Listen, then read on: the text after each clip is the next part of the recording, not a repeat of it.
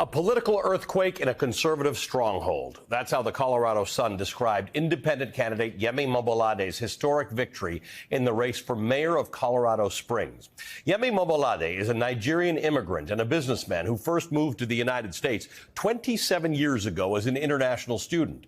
He's the first elected black mayor of Colorado Springs after defeating former Colorado Republican Secretary of State Wayne Williams with 57.5% of the vote. It was truly a political earthquake. Colorado Springs had never elected a non-Republican candidate for mayor. Wayne Williams is a normal Republican, though. He didn't support election denialism, which likely cost him Republican votes in a changing electorate in Colorado Springs. Wayne Williams conceded to Yemi Mobolade and congratulated him on an excellent campaign, something rare to see in the era of election denialism. Here's some of what Yemi Mobolade said to voters in his victory speech. We stand on the mountain of a new era in our city's history. Yes, Colorado Springs will become an inclusive, culturally rich, economically prosperous,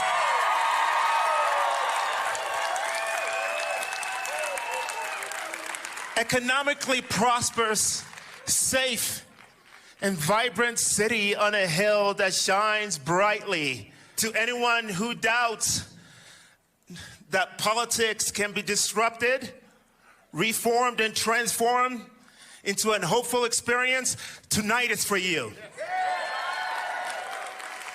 To the citizen who has lost hope in this great experiment and the dream of our founders, what we call the United States of America, tonight is for you.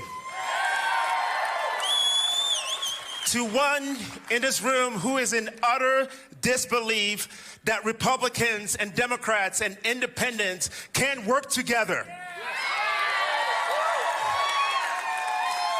can find common ground, maybe even like each other. Tonight is for you. Joining us now is Yemi Mobolade, the mayor-elect of Colorado Springs, Colorado.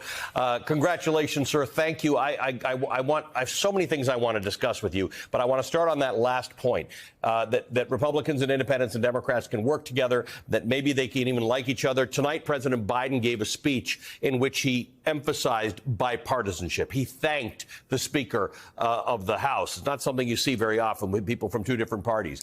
The man you ran against, the man you defeated, the former Secretary of State, called you and was gracious in the way people are supposed to be gracious in democratic elections. Yeah, that's how politics should be done. And I have a theory, I have a vision that I believe that in local politics in cities like mine, we get to transform and disrupt American politics in a way and remind ourselves this is how it should be done. So I'm really proud of Mr. Williams for calling to concede and expressing his support for me and for the city of Colorado Springs. Let's talk about your view of citizenship that you articulated in your speech. I too am African born, and I'm also recently an American citizen. And those of us who go through that process, who read the Constitution when we get sworn in, who have to study for a test, I certainly don't want to ever suggest that we value this more than anyone else does, but you are caused to articulate what citizenship in this great experiment in democracy is meant to be, and that came out in your speech. Oh, absolutely. I've been in the country for 27 years. I've been a citizen just the last 6 years.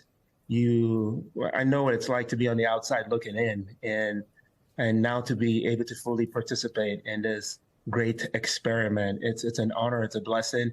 And that's part of the immigrant story. And by the way, we're a nation of immigrants. Mm-hmm. And I've heard the immigrant story is just being able to see things with fresh eyes and see the opportunities. I often tell friends and colleagues and my residents in this great city that I know that things are not perfect, but we still have so much to be thankful for and so many opportunities in front of us. Let's capitalize on this. And that is my unique perspective as an immigrant. I get to remind ourselves about the best of who we are as Americans. But then you come to this country and you have decided that you are either, whether you want to call it giving back or being a full participant, you're doing the thing a lot of people can do. They can run for office locally. They can support candidates locally. They can at least go to their school board meetings and be part of the discussions going on. This is part of the answer. When you say we have much to do, you're the example of what doing looks like.